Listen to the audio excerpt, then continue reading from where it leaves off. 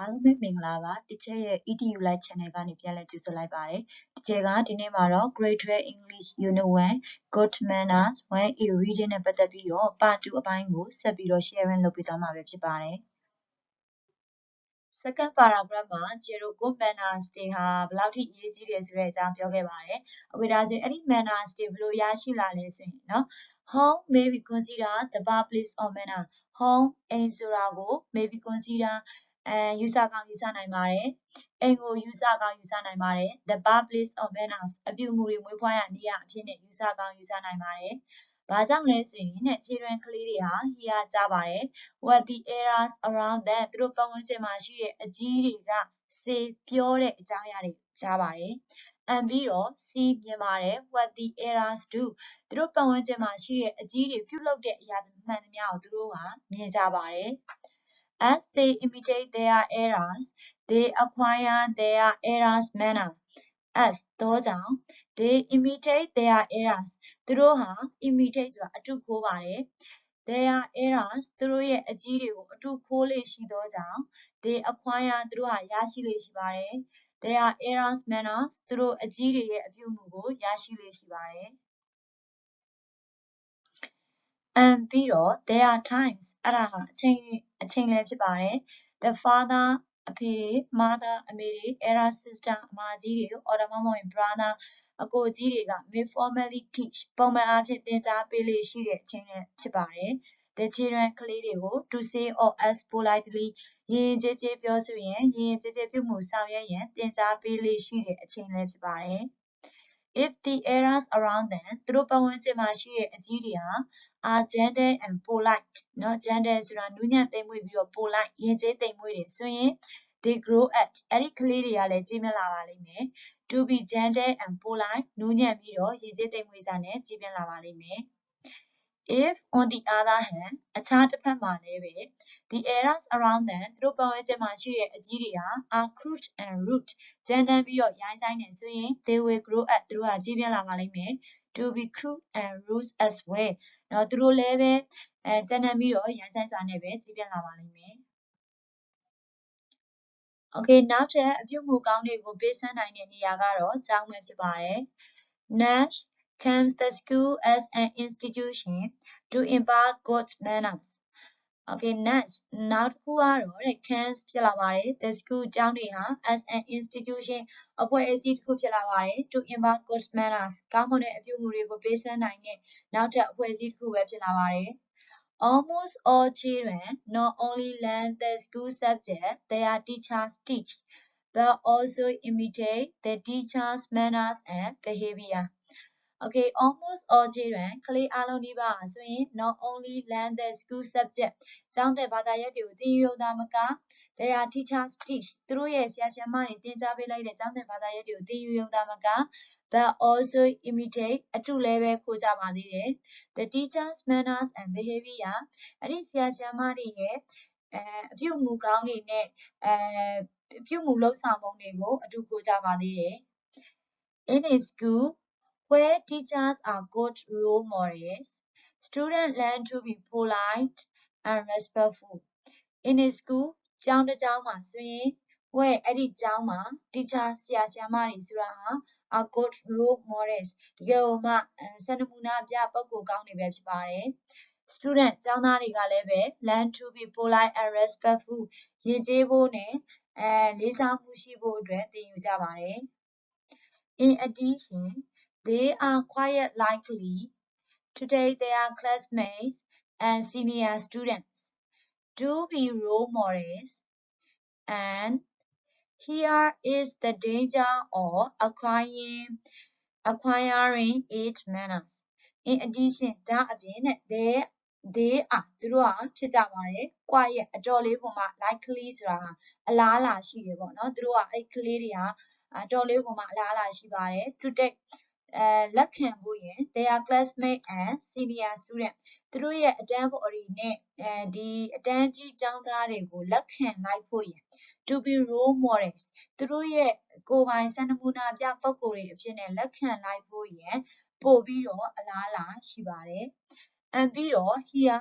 ဒီမှာဆိုလို့ရှိရင် is the danger of acquiring ill manners တကယ်လို့မကောင်းတဲ့အပြုအမူတွေရရှိနိုင်တဲ့အန္တရာယ်တွေလည်းရှိလာပါတယ်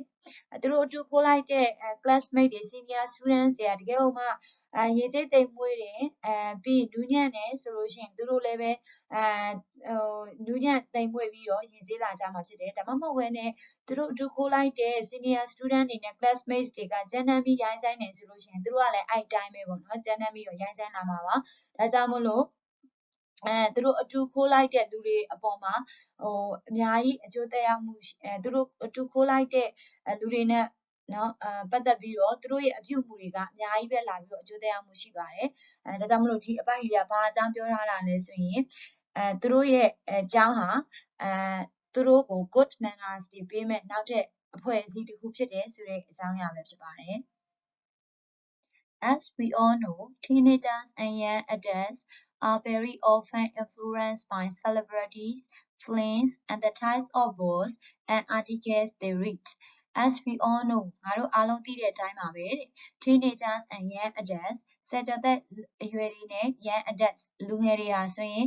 are very often influenced မကြာခဏလွှမ်းမိုးခံရလေ့ရှိပါတယ် by celebrities ထင်ရှားကျော်ကြားတဲ့သူတွေအားဖြင့်တော့၎င်းပြီးရင် films သူတို့ကြည့်တဲ့ရုပ်ရှင်တွေအားဖြင့်တော့၎င်း and ပြီးတော့ the type of books and articles they read သူတို့ဖတ်ရှုလေ့ရှိတဲ့စာအုပ်အမျိုးအစားတွေစောင်းမအမျိုးအစားတွေပေါ်မှာလိုက်ပြီးတော့သူတို့ဟာလွှမ်းမိုးခြင်းခံရပါတယ် hence they are quite likely to be misled and thereby acquire ill manners and negative views hence ဒါကြောင့်မို့လို့တဲ့ they are quite likely သူတို့ကအတော်လေးကိုမှအလားအလာရှိပါတယ် to be misled လမ်းလွဲမှားဖို့အတွက်အလားအလာရှိပါတယ်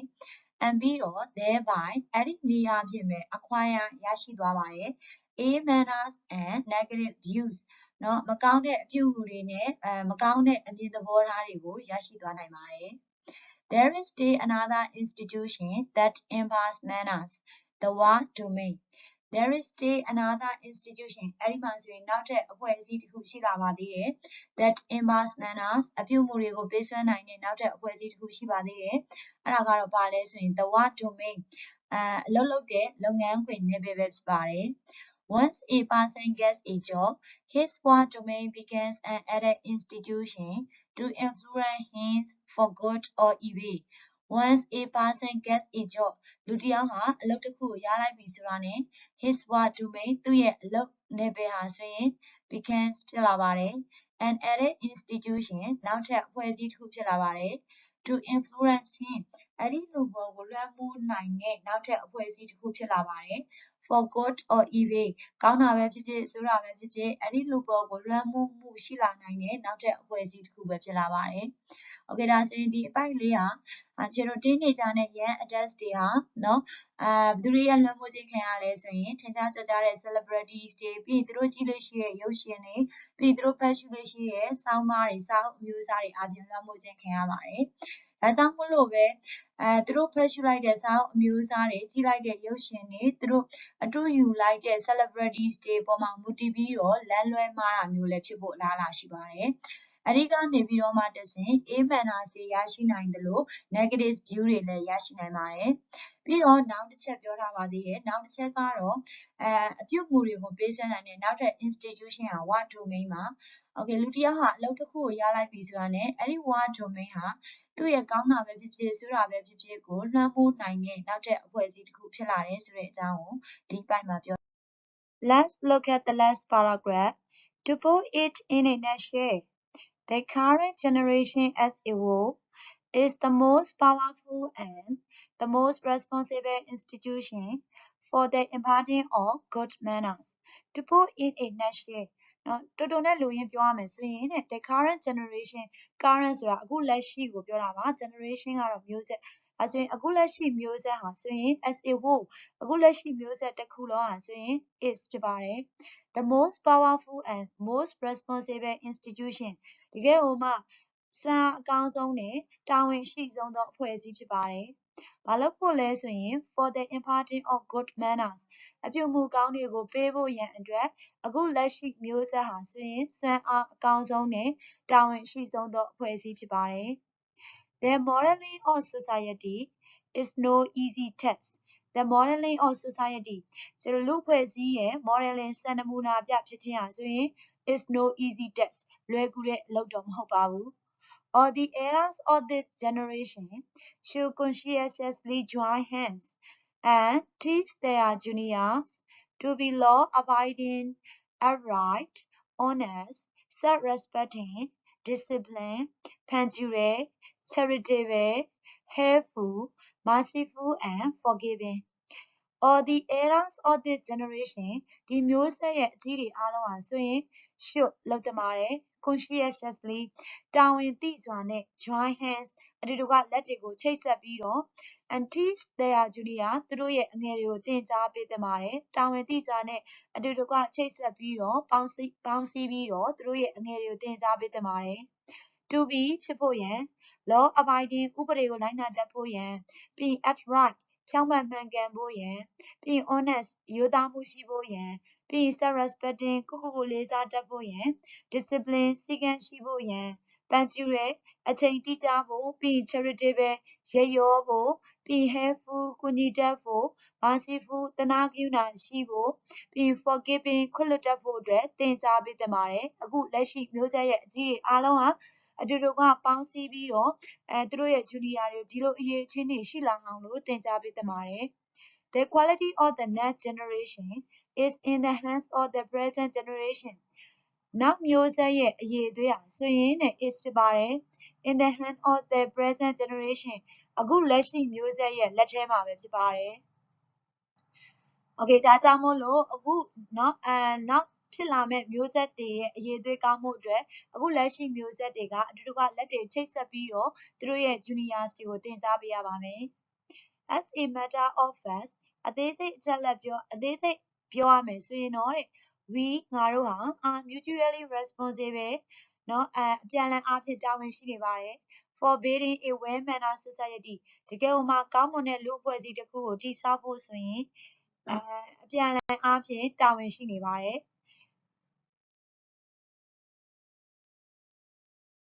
ဒီ channel အတူတူနောက်ထပ်သင်ခန်းစာအကြောင်းအရာတွေကိုလေ့လာခြင်းနဲ့ဆိုရင်တစ်ချက်ရဲ့ EDU Live channel လေးကိုလည်း subscribe လုပ်ခဲ့ပေးကြပါဦးเนาะ